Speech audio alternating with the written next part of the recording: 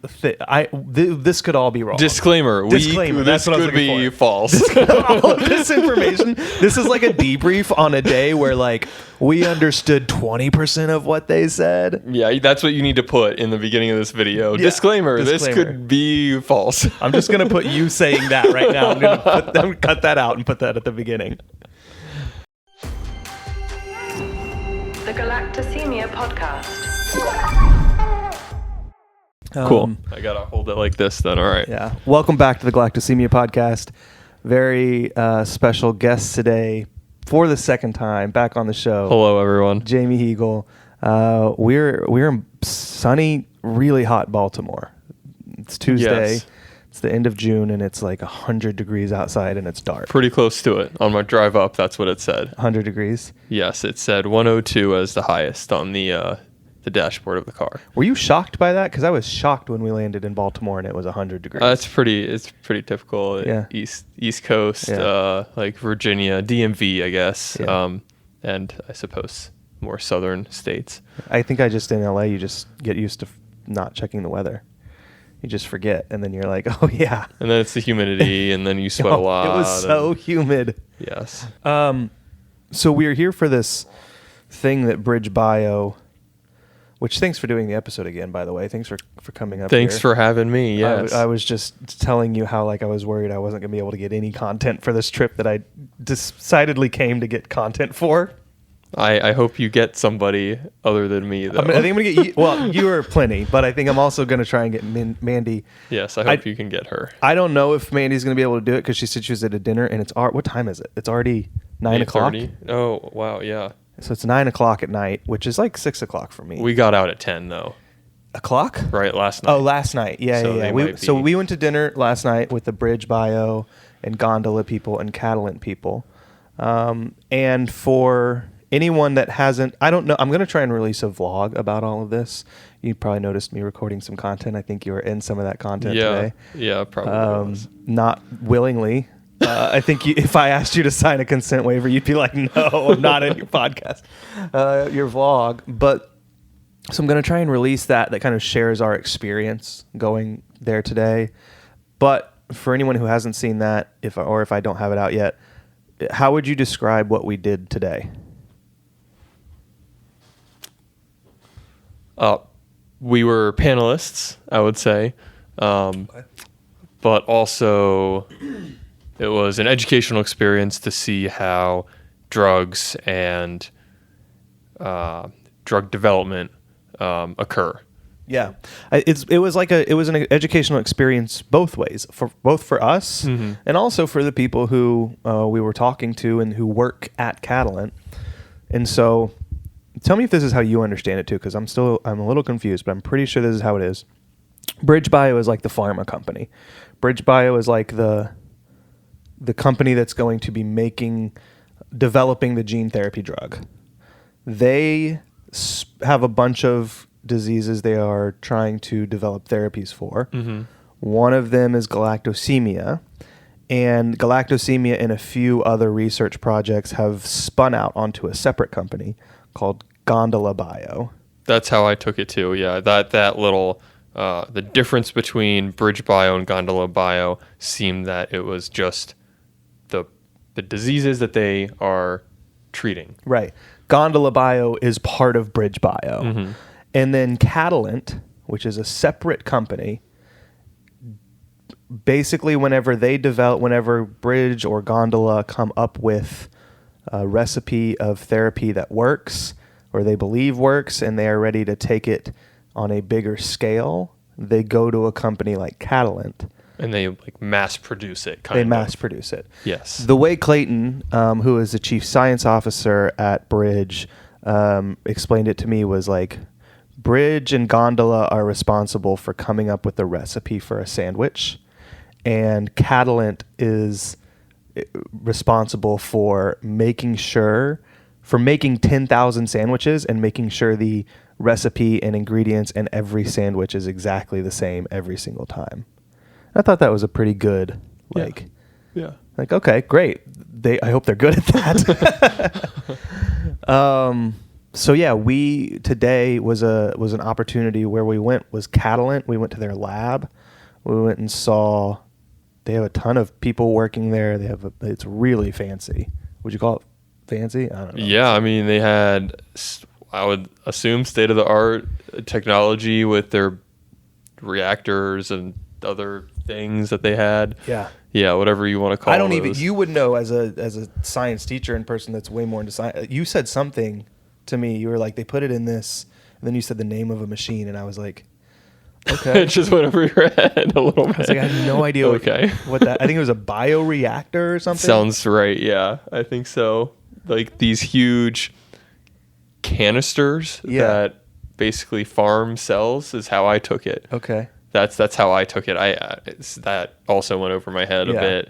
I remember doing some of this in college, but that was 9 years ago almost. You've already forgotten it. I couldn't tell you. I've never looked at any of this stuff. It was all foreign to me.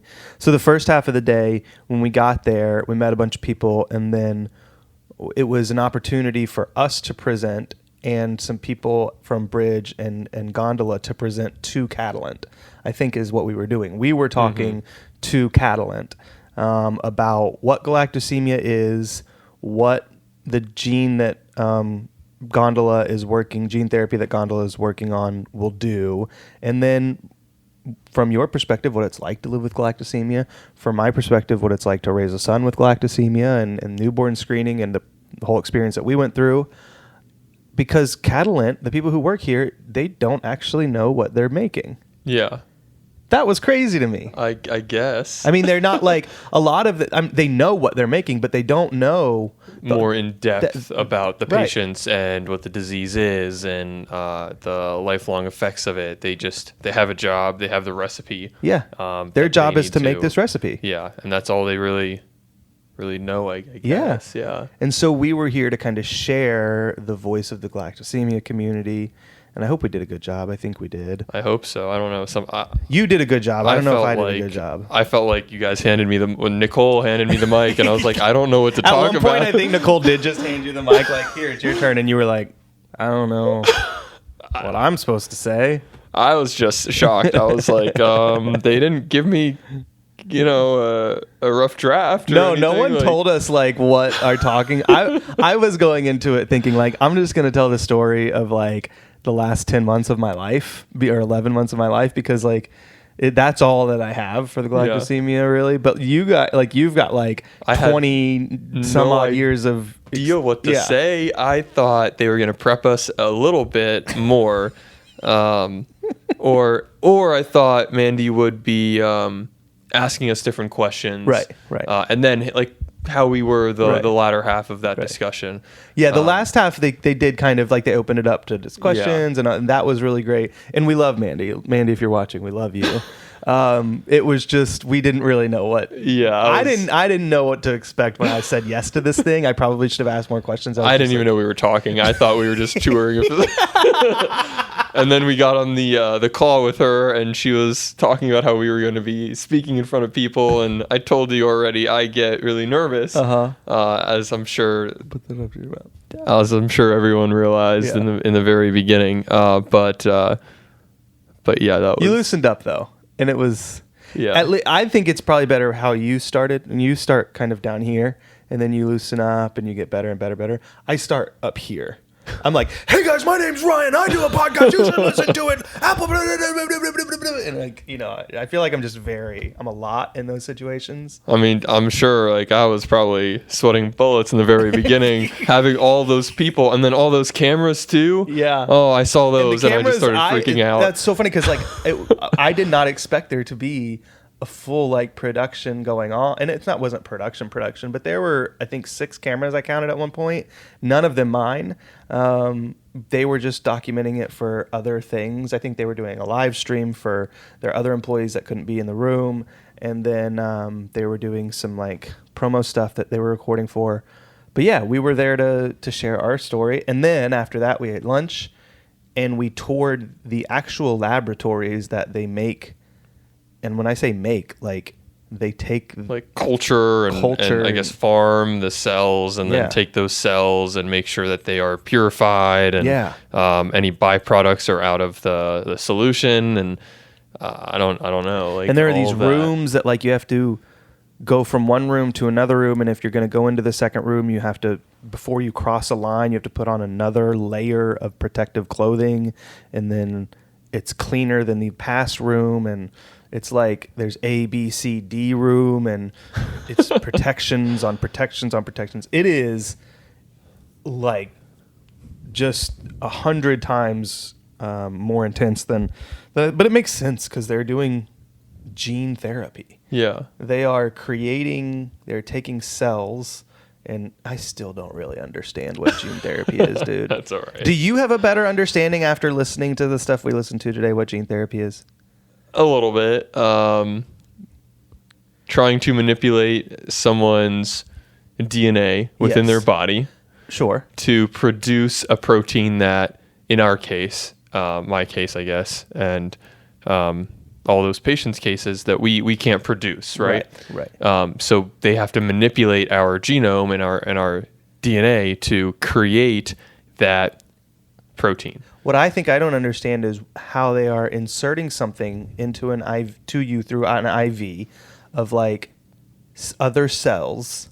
So what my understanding of it, and I teach this a little bit in biology. Okay. Very rough overview. Okay. That you have something called a plasmid. That plasmid they call it a vector. The vector is basically a vehicle that can carry something from outside of your cell to inside of the cell. And in this case, they are able to put the DNA sequencing code that will allow us to create the GALT enzyme in that vehicle, so that plasmid. So our cells are, like my cells, are constantly, they have the GALT enzyme being produced in them. Your cells don't. Correct, because of the DNA sequencing, we either lack or mutation occurred, something in which it's not there. And so the thing that they're inserting into you whenever they do gene therapy is able to go from outside the cell to inside the cell to, I think, deliver instructions on how to make that GALT enzyme active. Simple, yeah. That's how I understand it. Now, someone else from, BridgeBio or Catalent might say different, but that's enough for us to be able to get there. That's how I understand it. Yeah. And I think that's probably like at least base level if you're gonna like try and get into gene therapy. Like that's like let's have that as like our starting point because that's like a basic. And then you can build up the foundation. Exactly. And, but we were talking at dinner last night, and I told you I was gonna bring this up. Oh yes. We were talking at dinner last night, and my question to Clayton and Mandy from Bridge was, because they're getting ready to apply for the ability to take this into human trials, and let's say they get approved, and let's say the FDA is like, yeah, you can do this in babies. Because like you have to test it on people of different ages. So they're like, yeah, you can do it. You can do it in 1-year-old. How do you, I said last night, how do you convince? But what I really meant is like, how do you present the information to the parents of that baby in a way that makes them comfortable with a gene therapy for a baby that is like life-changing like this, but is also in trial? So it could be harmful. It could do nothing. It could be beneficial. You have no idea. It could change their life in the best way possible, or the worst way. It could change their life in a bad. And I don't know that. I don't know enough about it to know if that's like. I mean, I guess it's true, but like I think somebody who knows more than I would do probably would say like, it. I don't know what they would say, but like my worst fear is that it could change them in the worst way possible. Anyway. we got to a point where like he was kind of telling me about, all they can do is present the information. All they can do is do what their job is to do, is develop this therapy. And I asked you if you would do it, and you were like, sign me up. Just give me the IV, baby. You said, give me the IV. I'll give you my arm now. I'll do the trial. I'll do it. Talk me through your thinking. I mean, someone's got to do it, right? And these drug trials are so, especially after today, seeing what they have to go through, so regulated, right? Yeah. You were talking about A, B, C, D level sterility, Yeah. I guess, of each room. So there's not going to be bacteria, contaminants, or any other things. There shouldn't be, at least. I'm not worried about bacteria in the solution. I'm worried that the solution acts differently, I guess, in humans than it does in rats or monkeys. Yeah. That's definitely a concern. But if they've gone through these trials, right, with species that are similar to humans, then why, hopefully, would it react differently in my body? And I would assume they would want a patient that only has galactosemia and not some other health issues, because then maybe it reacts differently in a genome that has X, Y, and Z. Yeah, and I'm sure that's what their clinical team takes account of whenever they look to choose somebody for the trial, or however that works. But and not only, I guess, more to your point, also the this type of vector, like we said it was called, has been used in other gene therapies that are approved and have been proven and are in mass market right now and FDA approved, and making very real difference in people's lives, keeping people alive that would normally have died already, and giving them somewhat of a normal life, from what I understand. So there is that of like, it's not total. It is tested in humans, like this, this kind of like structure that they're using to deliver this thing. Now, it has not been tested in humans to activate the GALT enzyme in the brain, the tissues, the muscles, the liver, but it's been it's been used in other things for humans. The as we said, the vector, I guess. Yeah, so AV9, I believe it is. Yeah, that went over my head, way over my head. So there's different. And I'm going to ask Clayton about this and when he's on the show. But there's different vectors depending on where you want the vector to go. So if you want, because galactosemia, apparently what they found is that it's very important to activate the GALT enzyme in the brain, in the liver, and in your tissues. But for a different disease, it might be more, it might be better for it to be in, like, I don't know if this is correct, but like your lower intestine or like your heart or what, I don't know. Yeah. And so depending on where you want it to go would be dependent on which vector you use. And so they use AV9, which targets your brain and your liver and your tissues. I think I could be wrong on all of this. Let's just preemptively set this could all be wrong. Disclaimer. This could be false. All of this information. This is like a debrief on a day where like we understood 20% of what they said. Yeah, that's what you need to put in the beginning of this video. Yeah. Disclaimer. This could be false. I'm just gonna put you saying that right now. I'm gonna cut that out and put that at the beginning. Okay. So what else did you take from today? I almost fell asleep in that last half. So I did too. I think I did fall asleep for a minute. So I don't really know what some of those machines that they talked about were. Yeah. I told myself, I don't know what's going on right now, but I'm just gonna keep walking in the crowd and have some kind of facial expression so they know that I'm listening to some I had degree. to fight every muscle in my body that just wanted to sit down. I just wanted to sit down. At the end, you probably saw me like stretching a bunch. I just wanted to sit down. I was so tired. It was so. After that whole walk, we went back into the debriefing room, I guess, and we sat in those chairs. I could have fallen asleep right there.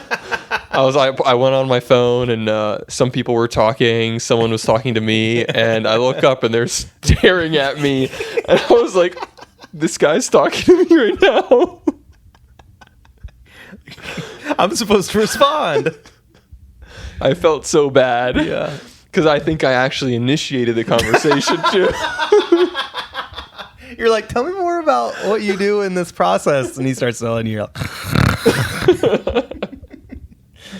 That's all to say, like, I really appreciate them setting this whole thing up for us. Of like, course. It's been amazing. You know, it's just the heat gets to you. The heat gets and to you, man. A long day. A very long day. And neither of us slept well last night, we found out. I stayed in the same time zone. Yeah. So I don't know how it's like for you. My time zone, I'm hopping over here for like less than 48 hours. So now it's going to be messed up again. So now it's going to be messed again. And I'm just so out of whack right now because I'm 3 hours behind, but also like I have a flight that's going to make me wake up at 4 o'clock in the morning tomorrow. And so right now it's what, 9:30? Yeah, so it's 6:30. So it's 6:30 to me right now. I don't know if I'm going to be able to fall. I just woke up. I woke up like an hour ago because when we got back to the hotel, I was telling you this. I crashed out. You were like, "You want to go get dinner?" I'm like, "Yeah." Just out. Like an hour and a half later, maybe 2 hours later. Oh, sorry guys. Yeah, I was like, he's just stitching. Like that's like a fake. was That's a fake text. He was doing something else. No, Like I was in that bed, knocked out. I was asleep. I was so tired because I think I got like 4 hours of sleep last night. Because I didn't go to sleep until like 1. Because Gotta sleep on the plane now. I'm gonna have to try and sleep on the plane. I hope I'm gonna be able to. I don't know. Anyway, that's neither here nor there. It was a great time today, and I'm actually really glad that like we did it. Back to you being just like super down to do gene therapy. oh yes. What's your if it's like 0 to 100%? Like, what's your worry percentage on like something going wrong if you were to get it? I mean, you always have that concern, right? I don't know. I get really worried about long-term effects like liver disease or liver failure, and that could be that could mean nothing. Yeah, that could mean nothing because maybe I don't get that, or maybe it just never happens, right? Sure. Or even another symptom I saw today, I didn't realize this, was early onset dementia, right? I didn't realize that. And seeing other people have that is so scary. So Yeah. I don't want something like that. Not to say I would get it, but and I don't want to freak people out who are listening to this, like, oh my gosh, my son or daughter might have X, Y, and Z. We've said so many times on this podcast that galactosemia just presents itself in such various ways for so many different exactly. people. So who knows? And so I would rather take that chance to prevent that from happening than just taking the chance to see if it happens. Yeah. So especially if it's going to be beneficial for, say, your kid. Yeah. Someone's got to do it. You know, I'm not saying I'm going to be that person. Like, no, I fully expect to not be the first person on this drug. But and we should also disclaimer that like us being here, none of this has any effect into who gets into like a clinical trial or anything like that. Like they were telling us how it's totally blind.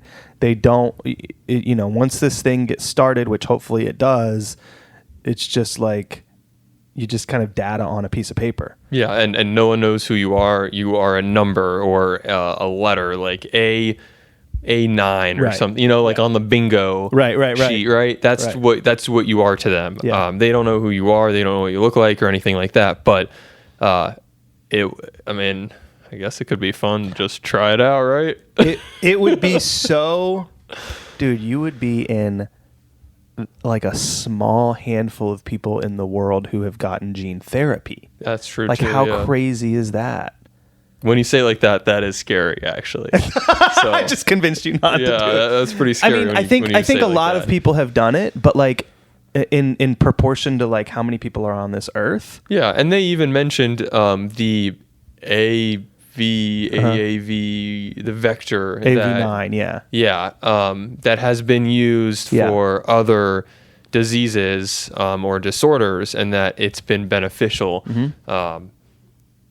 in people. And so that's definitely a big positive. So it was pretty cool that we saw them making, like we were able to peer into windows where they were actually de-thawing jars of this, whatever that stuff was. Whatever that stuff is. So I believe they are making, and this is from what I've Googled, it's public knowledge that they work on a gene therapy for, is it spinal muscular atrophy or dystrophy or yeah, one of those two. And there's gene therapy that is FDA approved that people who with that condition can get this, and it has a huge effect on improving their lives, changes everything. And I don't know this, I'm guessing, but based on the amount that they were making today and what we were watching, I think that's what they were making in front of us in the through SMA that window. or that gene therapy, which will go to change people's lives. And that's just amazing to me that we've gotten to the point where like that's happening. It is, yeah. I mean, we are able to control science in a way that it's benefiting humanity and not just technology, but our own living cells in our body. Yeah. But yeah, the fact that you were just like so willing to be like, yeah, dude, put it in my arm. Give me the ID. I'm down. I was just, and selfishly, I was like, hell yeah, Jamie. Like, thank you. Cause I don't think I want Elliot to be that first. I have no idea what my parents would say with that. They're probably going to say I'm a knucklehead or something, but I mean, like, why not? You know, someone's got to do it. And I know it is. After, again, all those regulations that they do to the facility and FDA with their, the whole list of things that they have to go through, you know? After what we learned, like, I am pretty certain that, like, it would just go really well and change your life for the better. Man, I would hope so. Like, it's scary. And even we were talking about it at dinner a little bit about what tests they would do to see if you are successful on the drug. And I know they mentioned the ingestion of galactose. I guess you produce a biomarker, as they called it, in your breath. Right. And so that would be one way that you are, you're positive for success. Yeah. But what were the other I tests? believe the other tests are just galactitol and Gal-1P levels. Okay, because they mentioned something about how they go away naturally in your in urine. pee. Yeah. So galactitol, when it builds up in your body, because specifically you and my son, don't metabolize galactose, right? So instead, it builds up into two chemicals, Gal-1P and galactitol. Galactitol releases itself through your urine. But Gal-1P is the toxic chemical that stays in the body. Exactly. That's in your blood. Okay. And galactitol, we don't know for certain. Some people strongly believe it's the Gal-1P that really causes issues. Galactitol is what Applied Therapeutics govorestat was. The effects that govorestat has is lowering galactitol.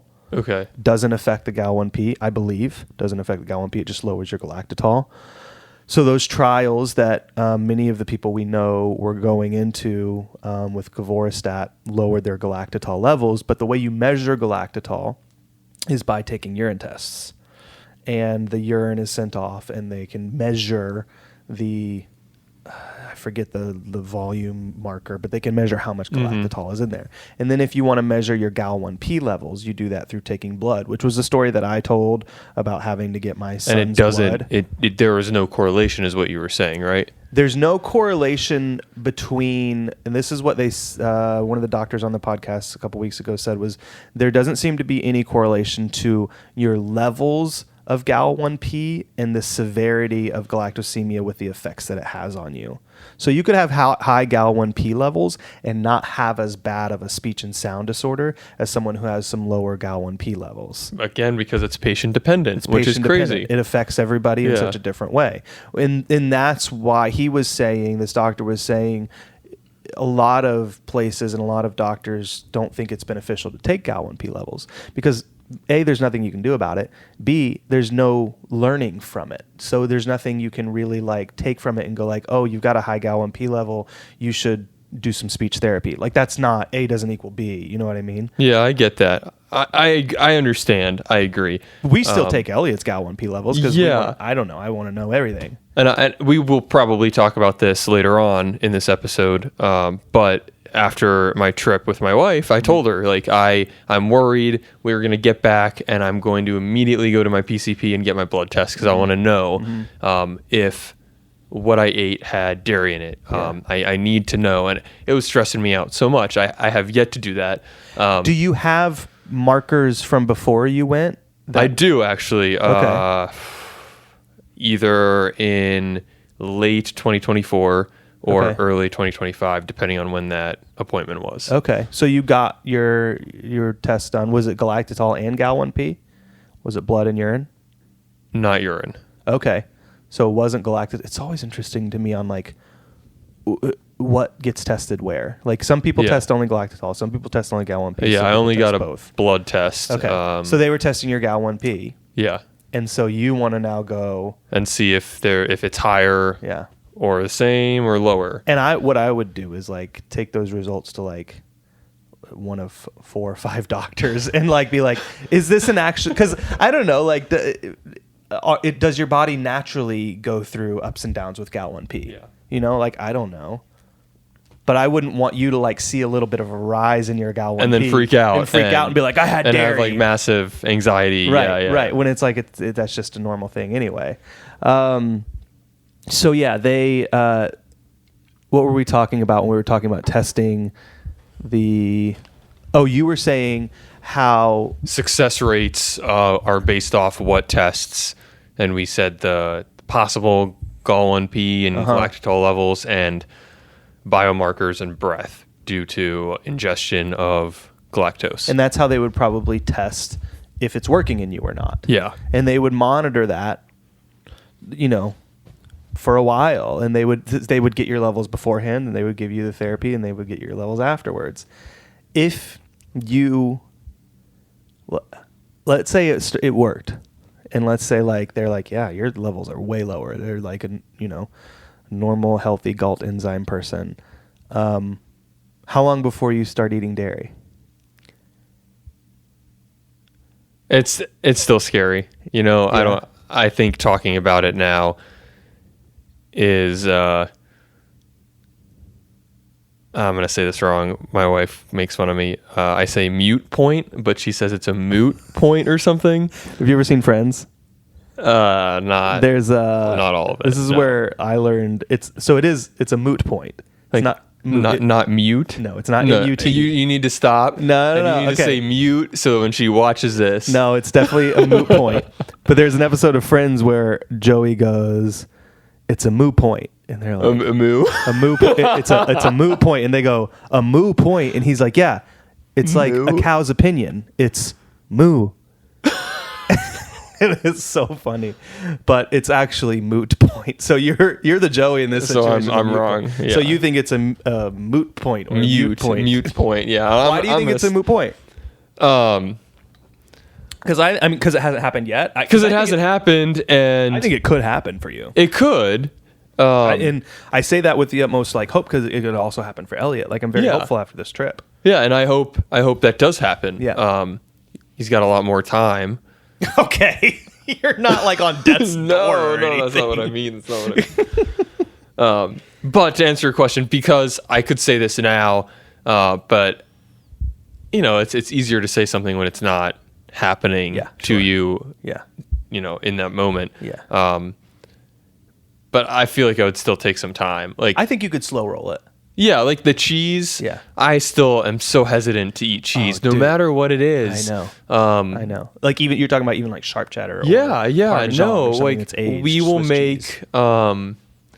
We'll have spaghetti or whatever normal people eat with cheese on it. It's a lot right? of spaghetti with cheese. Yeah. Yeah, and you know there have been times where I medium load it with cheese or something, or low, you know, I add some amount of cheese. Yeah.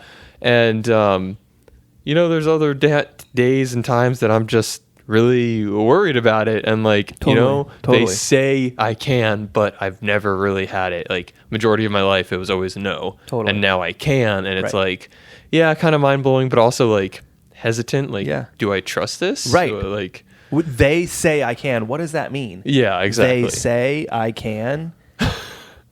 Who and why are they saying that? Which is why I want, and I kind of pitched this to BridgeBio today. I don't know if you heard me. I was like, because I want to do this project. where Oh, I take yes, cheeses, yes. and I take Yes. cheeses and I test them. And I have looked into it, and it costs a pretty good amount of money to do this, especially if you're going to do a lot of foods. But like, I want to see for myself the process of testing the galactose levels in sharp cheddar cheese and in Parmesan cheese and in Swiss cheese, and also see what it is in mozzarella and see what the difference is, and test it in so many things so that like I can know. That way when I give Elliot a piece of Swiss cheese, You are confident I'm that like, it has oh. no galactose that's going to break down in I'm like, his you can body. have this because I know it has 100 milligrams of galactose, and your body's making 1,000 milligrams of galactose a day anyway, so it's really not. It's a moot point. Mute. It's a mute point.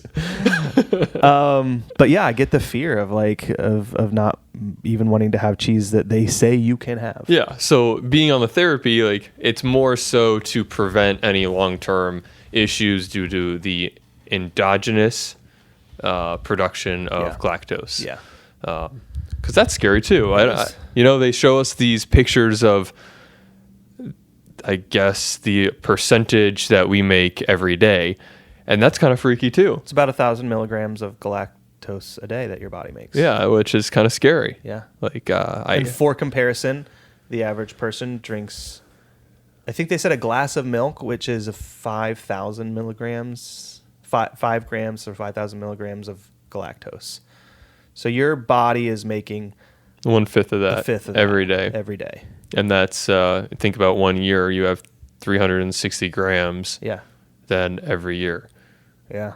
And then multiply that by an average lifespan. Right. And some That's of really that scary. galactitol is leaving your body, but some of that Gal-1P is really building up. And Yeah. hence why there's issues. But then again, we don't know because everybody's different. So how much, it's hard to measure and conceptualize how much like 1 gram actually does to your body. So hard. Like, how Yeah. do you even have any idea of what that means in the context of bodies and cells reproducing and like all, I don't know, whatever the system is that the GALT, what is that? It's The pathway? pathway. Okay. Lamore pathway or whatever it's called. Like there's all these confusing things. Yeah, I You don't know what that I is? think That's that, the Lenoir or the Lamore pathway or whatever it's called. It's LE like MO. Did they talk about this today? No, this is just something. I was going to say I totally missed that No, then. that's the pathway that has the GALT enzyme though. So it's like GALT, Gale. Okay. Like it goes through those enzymes. Okay. Something I should know being a patient because it's happening to me. No, you don't have to know it. That's the beauty of having it. Is it just some things you can just be blind to and just be like, listen, I go through it. All right, you touched on this just a second ago. You recently went to the Galapagos Islands. Yes. My wife and I had our honeymoon early June. It was so funny today. Sorry to interrupt you. That's okay. I don't know if you said it was your honeymoon or not. You said, I think you started off the conversation with like, I was at the Galapagos Islands, da da da da da da da, and then you were talking about the food, and you were like, oh, I mean, because I was on a yacht. And I just was like, oh, these people are going to think he's rich on a yacht in the Galapagos Islands. And then I was like, maybe he said it was his honeymoon. I hope he said it was his honeymoon. Because the way you said, like, I mean, it was because I was on a yacht. Oh, I was just like, yeah, you were, Jamie. And I don't know if this has anything to do with it. Maybe I was just really nervous. I had so many thoughts racing through my head at that moment, especially because was that in the very beginning or was that one of the second times? I don't remember. I think it was at the beginning. Okay. I don't know. Well, either way, I had so many different thoughts racing through my head and I didn't know where to start. So I remember someone talking about the Galapagos. Yeah, I think it was you mentioned that. Yeah. And so I was like, all right, I'll just start there. It's Yeah. fresh in my head. Yeah. Like, let's go with that. And so I just wanted to get to the point when I was talking about it that I guess I just skipped a couple critical It was points. just funny. I was just wondering if there were people in this room that were like, "Oh, so he Dang, just, this kid is hangs out on rich. a yacht." All right, dude. So you were on your honeymoon in June. Yes. So I think we started June 6th. This is recently. This is like a couple weeks ago. Yeah. Okay. Beginning of June, we went to our honeymoon. I'm not that rich. Okay. It was. You're just a little rich. I'm not that rich. I'm just a little rich. No. Just you're normal amount of rich. Yeah, sure. And we stayed there until June 13th or so. I think that was our return flight back to the States. Okay. And the trip we took was, I guess, like a cruise ship yacht trip. There were about 12 people on board, and then the workers. Okay. And we had different kind of trips throughout it, right? Going to different islands, and it was very controlled because the Galapagos is a protected space and has protected species. So you can't just hop off the yacht and go for a run on the trails. Right. Which I'm pretty disappointed about because that's what you really wanted to do. that's what I really wanted to do. I was hoping that there would be at least one trail throughout the whole 5 days we were on that boat that I would be able to hop off and go for a run and maybe see like an iguana or a tortoise on my own and secretly, pet it or something, Didn't happen. No. That's You can't disappointing. touch them, and that's totally okay. And you can't be on any of the islands or the trails of the island without a guide. Okay. So we went to one of the islands that has a town, and that's when I started running. But it doesn't have those same guidelines because there's a small town. But because we were on a yacht and there was a huge language barrier being in South America, it was really tough to convey the diet. You say dairy free, they may not understand that. They may think lactose intolerant, as the story goes with most patients. And it was really tough, especially with other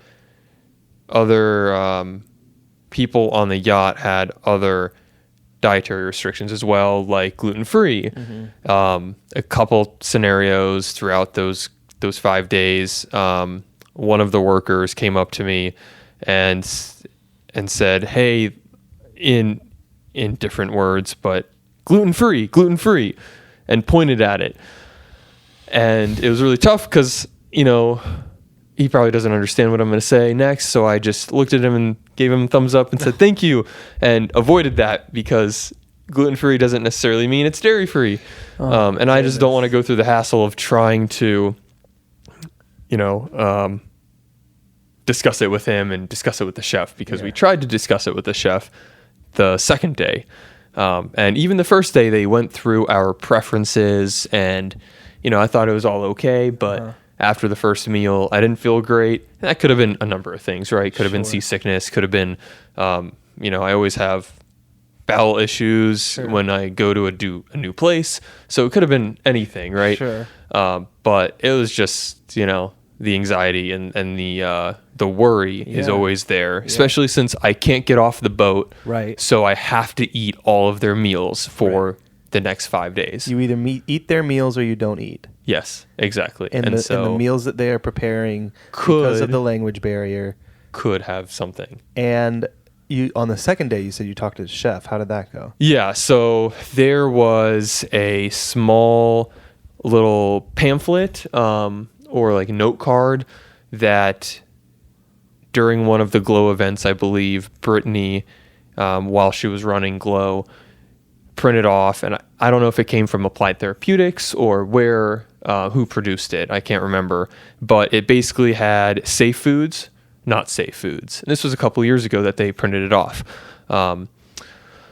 But there was an app that my father-in-law showed me, and it basically translated everything from English to Spanish. And so I printed that off and I gave it to the chef. And he looked at me like I was crazy. What the heck is this that you're giving me? Oh, no. He had no idea. I don't know if he even looked at it or read it, or if he threw it away instantly. I have no idea. But I don't know if that helped at all. So you gave it to him. Did you say anything? Yeah, I tried to explain it to him. Yeah. And my Bree, my wife, has a little bit of background in Spanish, and she tried to translate what I was saying to him. I don't know if that worked or not. And he was just looking at you guys like, "What? Yeah, Get out of here." Yeah, he basically. I don't know if it made things worse. I have no idea. He's like, he wants me to put a lot of dairy in his food, is what he's telling me. Okay. But, I just got really worried after that first meal that we had that, maybe they don't understand it to the full context of what this actually means. Yeah. And, I think that probably just made them more confused and then thought, oh, he can't have X, Y, and Z or, I don't know, but it was definitely hard. And being a high school teacher, I talked to my Spanish teacher before leaving, but I lost it. She had translated different things to say about what I can't eat and what to say to the restaurants. Yes, I found it after the cruise, right? I found it. But we were at hotels, and it helped at the hotels. Oh, it did? For the language barrier, Oh, yes. great. Oh, great. So that helped. But in short, honestly, traveling is going to go better because I will prepare better with those. If there's a language barrier, having something handy to show them and to say, but also bringing my own food that I know I can rely on. And the Galapagos was hard because it's such a protected space that you can't bring things in. So even if I had prepared to that degree, they would have thrown any bread that I had out. They would have thrown any snacks that I had out because it's so regulated. Yeah. Wow.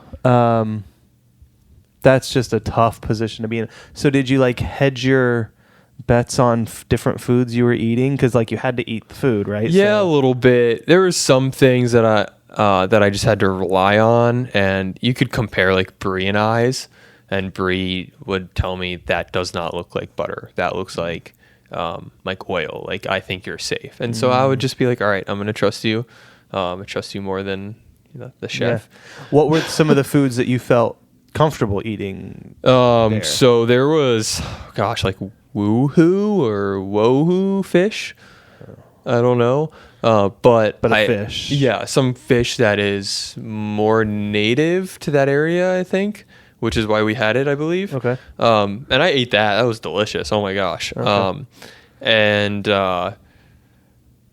I guess it's important to say as well that about 2 days in, maybe 2.5, eventually there was a bilingual person on the boat who would help us try to translate things. But again, it was still tough because of scenarios like this is gluten-free.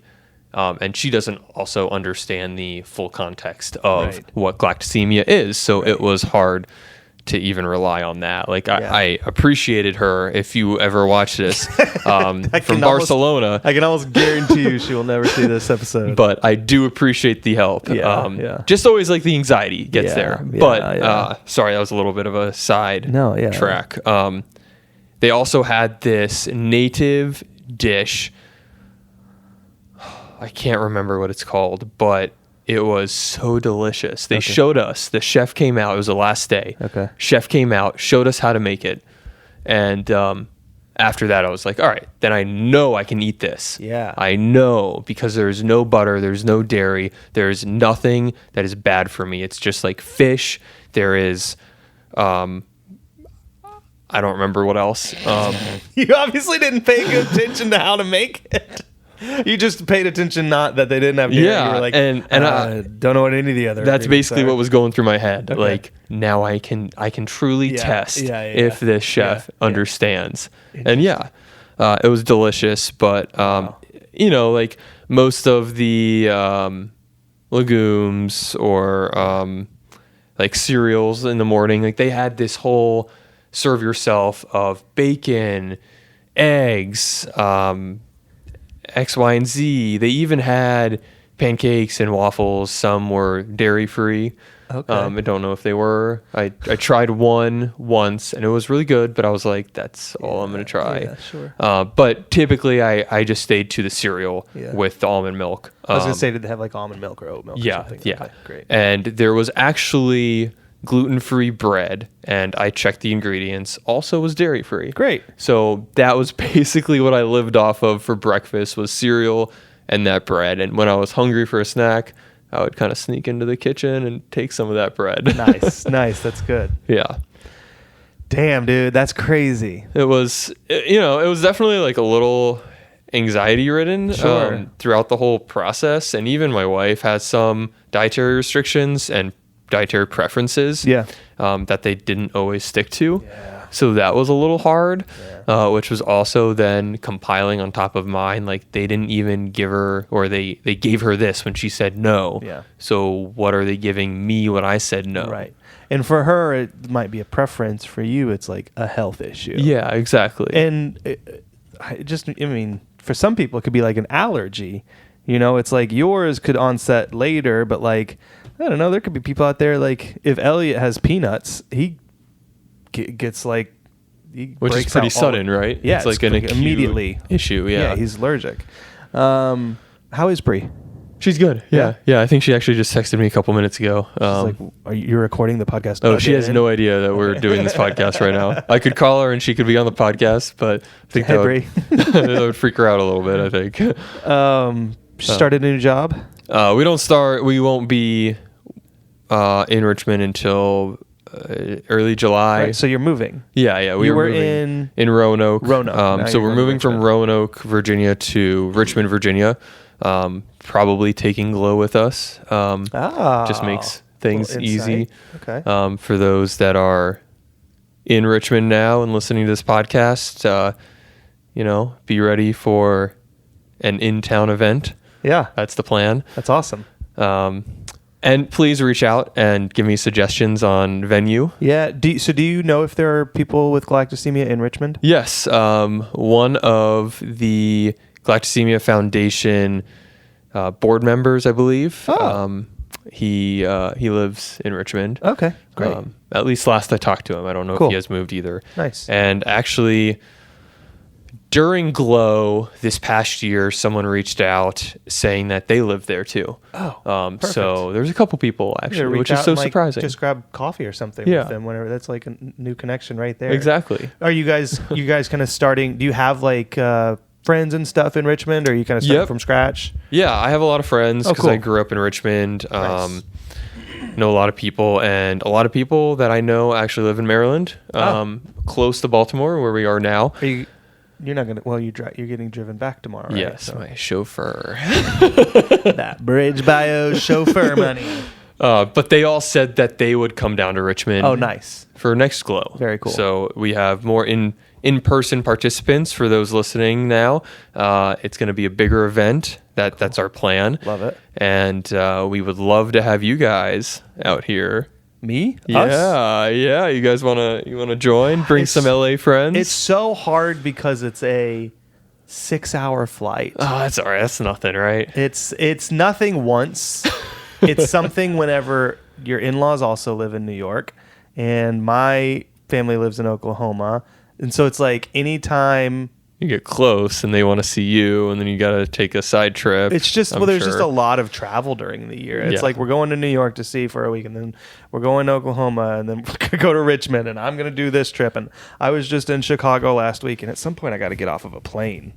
I'm done with this. And I think next year is also the conference. Yes, 2026 conference, We're going to Aurora, that. Colorado. Aurora, Colorado. I'd love to do Galactosemia that, so conference. I need to plan for that. I've tried to plan for last year's, Yeah. that didn't happen. I wanted to do I don't know if we have the a dates couple yet. years ago. We should ask Nicole. I don't think she has the dates. I know she doesn't have the. No, she does have the venue. Then she probably has the dates. Yeah, if she has venue, she should have the dates. Yeah. So. And I think she said that it has to be planned out 4 years in advance. Right. She works 4 years in advance on Yeah. that. So yeah, we've got conference next year. So I don't think I'm going to make it out to Richmond next year, but I will host another little thing in LA, which Yes, was fun. everyone from LA. I've got a friend who actually listened to my first podcast. Really? From LA. Well, why didn't he join us for the Glow in LA? Yeah. Come on, Andy. Come on, you should be Andy. listening to this, Andy. Andy, check Gosh. it out. Come on. We're going to do it next year. We'll do Glow in LA. It was fun. It was a good time, but I'm glad you guys are getting out to Richmond. It sounds like a good move for you guys. Yes.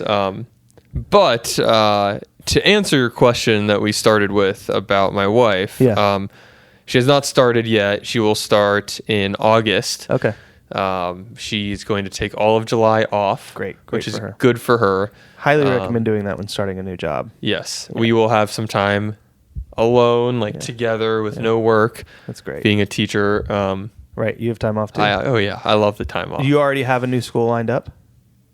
Yes. You were very hesitant. Well, some other developments have come in my horizon with school, but TBD. Yeah, They're off in the I don't horizon. know. Right now, it's be teaching middle school. Cool. That's the plan. Awesome. Maybe things change. Maybe things don't change. So Who knows? We'll see. Life happens. Yeah. Well, I'm glad we went on this trip together. Yes, That this was we were both on very this. this was very awesome. fun, insightful. Yeah, very insightful. Really, just learned a lot, but also was glad to have people along with me who are like in it in the same because we really, the four of us, me, you, Eric, and Nicole, were the ones that kind of represented the Galactosemia community, and it was pretty apparent no one else, even at dinner, when I was like, oh, they didn't even tell, no one really knew the galactosemia. The waiters were kind of wait, you don't want dairy? It's oh, I thought this was a galactosemia event. Yeah, I was worried about that. I actually, and I do this a lot. I looked up the menus a couple days ago when she sent us where we'd be going, and then they had, because I didn't realize how many people would be at dinner and lunch and everything with us. Then they had that small menu for dinner, and I was like, oh. Was it different than the stuff that they had on their normal menu? Well, their normal menu had a lot more, and I had picked out something already, which wasn't on the menu. And it was also, a 4-course dinner? This something? is, again, it was 4 courses. I don't want to sound like I'm so glad that this event was put on. Oh, of course, I think they did such a good job, and I don't want to sound ungrateful. I don't want to sound anything. ungrateful, and I don't want to sound like I didn't think it was a good job. I would say feedback for the next one is if you're going to have a event around galactosemia and have galactosemia patients there, and you're going to have a menu that is only 5 items on it, make sure almost every single one of those items had dairy, and you had to ask for a no dairy version. Yes, but I think for example, the 2nd course, I want to say it's the mushroom thing. I think it was that one. They gave me and Eric, the 2 patients that were there, spaghetti. Right. Which was not on that menu. Right. So I think they had prepped for that. And I even talked to one of the servers, and he said, yes, and maybe it was even Mandy who was in the conversation. The chef is aware, and he is prepped for a couple dishes to be dairy free. Okay. He has been well educated and well versed on what is going on tonight. My thing is why not just have all of them dairy free? Yeah, I mean that would be let's have nice. a meal where everyone in the room doesn't have dairy. Then they can all experience what it's like to have galactosemia. Yeah, I like that. Yeah. Or I don't know, the meals that we have now with our son, because our son's getting old enough to where if we have a meal in front of him, he's I want that. And he's and if you That's start pretty eating, funny. sometimes we have to give him some of our meals. So all of our meals now are dairy free, just because he's 10 months old, and I can't tell him well, Elliot, this one has cheese in it, and that's not okay for you. No, be a dictator. No, you can't eat that. Have the cheese. But and it's not that hard, honestly. Yeah. It's not that hard. It's not to have all the meal be dairy free. I mean, I get it. I get it, but Yeah, I get it. that would be my my feedback, I guess. I'm not worried about it. It was nice that they had different selections for us, like prepped already, like the spaghetti. Yeah. And then lunch, it seemed like they already had thought that through, and some of those were dairy-free options. They had too. some options that were dairy-free for sure. But again, for everyone to experience what only non-dairy options are is a good. Sorry, there is no mac and cheese. Because that mac and cheese was pretty good. You didn't get to experience it. That's okay. But my spaghetti was pretty good, and I didn't get to experience it. Did you even eat anything for that? No, because I said I don't want the mushrooms because I hate mushrooms. And then he just took it away and didn't give you anything. He didn't go like, "Do you want the spaghetti instead?" He was just like, "Okay, I'll give you an empty." And then they put an empty plate in front of me. Oh, weird. He was like, "It's just for a marker," and I'm like, to show everyone that I don't like eating mushrooms. See? Okay, there we go. Prime example of what it's like to have galactosemia. Oh, now everyone's going to know that I can't eat this. Yeah. So there you go. Yeah. Now you know what your son's going to feel like. That's interesting. Yeah. Yeah, that's a little weird, right? Yeah, think on that one. Unless he gets the treatment. Circle all the way back to why we're here. Unless Catalent and BridgeBio and Gondola BIo make this happen. It's on you guys. And there are other companies working on gene therapy as well. Jaguar Gene Therapy. I want to mention them because I know that they're working on something. I don't know nearly as much about it as I do from this BridgeBio trip, but it's hopeful. It's exciting. Yeah, and if any of these companies are listening, even you Applied Therapeutics, please reach out to me for a Glow event. It's been on my mind for a while, and Mandy, if you're listening, it's something that I meant to talk to you about during this event, but never got to.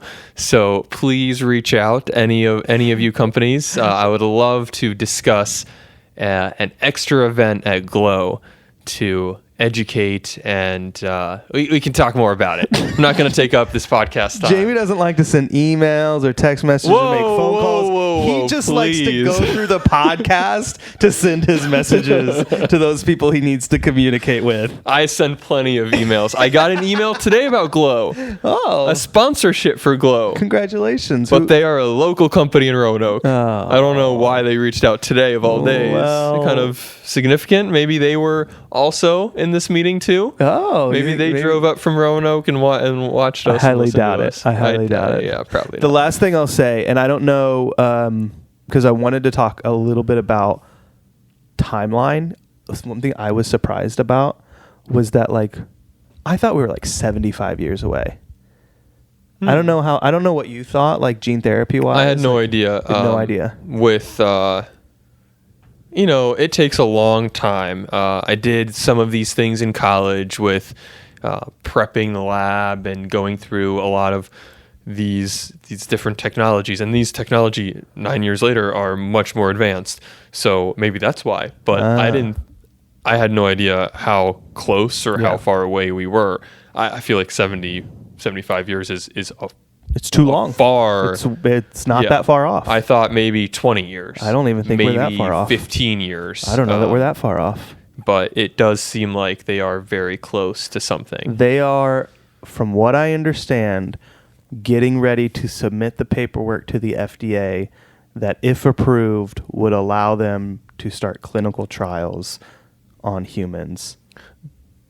But think about Applied Therapeutics, how long it took them. Totally. That FDA approval could take years. Yes. So, but once it gets approved, assuming it gets approved, and signs look, in my opinion, signs look good at it getting approved, then we're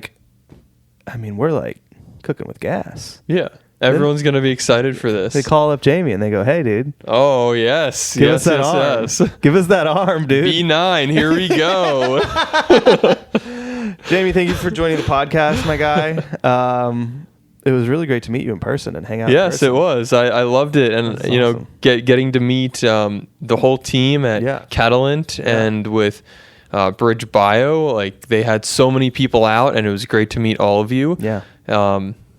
Great to be on another podcast with you in person. In person. Looking at this awesome camera and speaking into this mic. We've got Last Dance on in the background. Yeah, so that's what I've been watching instead of. I haven't been looking at It you looks guys, like I'm you've been sorry. looking at the camera, but really you've been watching Michael just Jordan. Yes. I love doing them in person. It's just they're so much more fun this way. So thank you for joining the podcast. Do you want to sign us off? I don't even know how to do that. Oh, how do I sign you off? It's been a great podcast, everyone. Update. I don't know. Update. Update, man. Yeah, update. All right. Update. See you later.